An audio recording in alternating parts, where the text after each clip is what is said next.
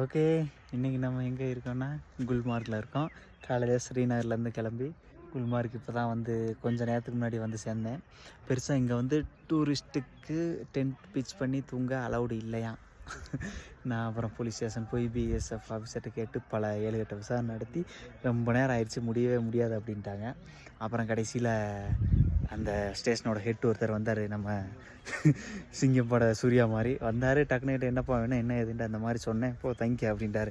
ID எதுவும் பார்க்குறதெல்லாம் ஒன்று நீ கோ அண்ட் என்ஜாய் அப்படின்ட்டாரு. சிம்பிளாக முடிஞ்சிருச்சு. ஆனால் நான் பர்மிஷன் கேட்க கிட்டத்தட்ட 45 நிமிஷம் கிட்ட செலவு பண்ணேன். நிறைய ஆள் யாருமே ஒத்துக்கல. அப்புறம் அவர் வர டைம் ஆகும், நீ வந்தாலும் தூங்க முடியாது அப்படின்ட்டாங்க. அப்புறம் வந்தார், ஈஸியாக முடிஞ்சிருச்சு. இங்கே டென் பீச் பண்ணியிருக்கேன். இது கொஞ்சம் மெயின் ஏரியா, அதனால் நிறையா பேர் இருக்காங்க, வீடியோஸில் எடுத்துக்கிட்டு இருக்காங்க. இன்றைக்கி 10 பீச் பண்ணியிருக்கேன். தூங்க வேண்டி தான். இதுதான் ஃபுல் வியூ. கொஞ்சம் இருக்கிறதுல மேடு, இது பூரா வின்டர் சீசனில் ஸ்னோ ஆயிரும். இதுக்கு அங்கிட்டு தான் அந்த ஜிப் லைன் இருக்குது. இந்த அப்படியே அந்த பீக்கில் போகலாம். குல்மார்க்கோட அந்த ரோப் கார் இதுக்கு மேலே இருக்குது, அப்படியே மேலே வரைக்கும் போகுமா. இப்போ நான் போகல, இப்போ என்கிட்ட போகிற அளவுக்கு சூழ்நிலை இல்லை.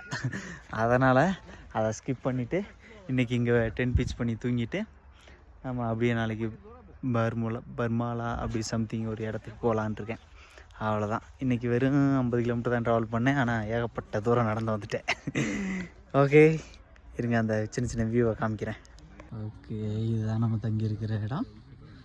அப்படியே போனோம்னு வச்சுக்கோங்க, இது பூரா மவுண்டைன். இந்த பீக் தான் அந்த ஜிப், இது ரோப் கார்.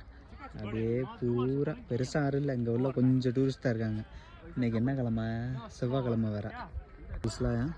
குதிரை ஓட்டி விளாட்றாங்க.